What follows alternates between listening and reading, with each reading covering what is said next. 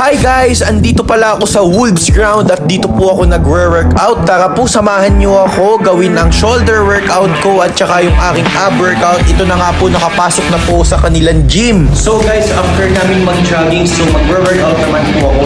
So ang first set ko po ay shoulder press.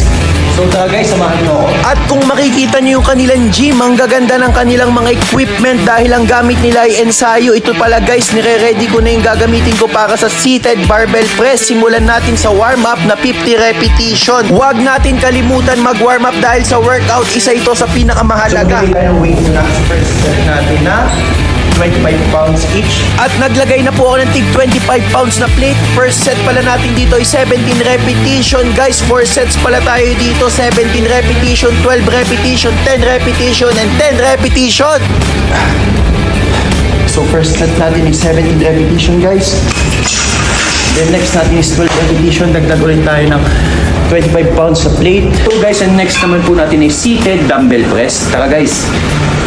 At seated dumbbell press na pala ang kasunod nating workout. 4 sets din pala ito. Ang first set natin ay 17 repetition, second set natin ay 12 repetition, at third set natin ay 10 repetition, fourth set natin ay 10 repetition.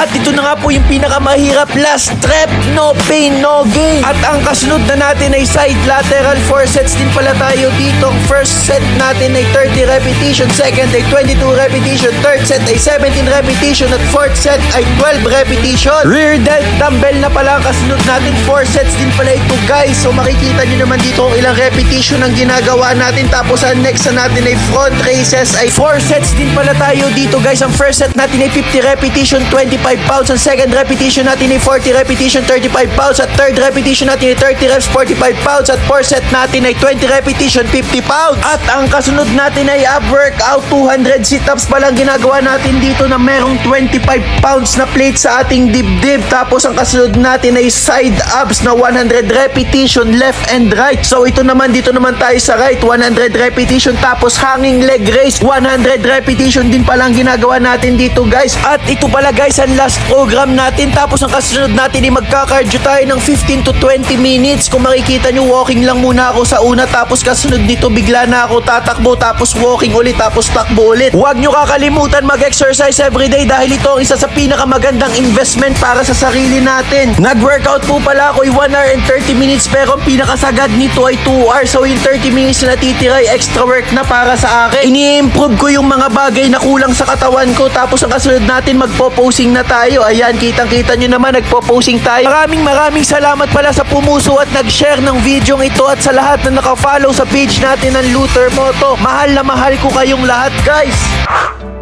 Ang iyong kandila init ay wala. Hindi ba pangako mo nung una? Iwalay iingatan. Baka naman sa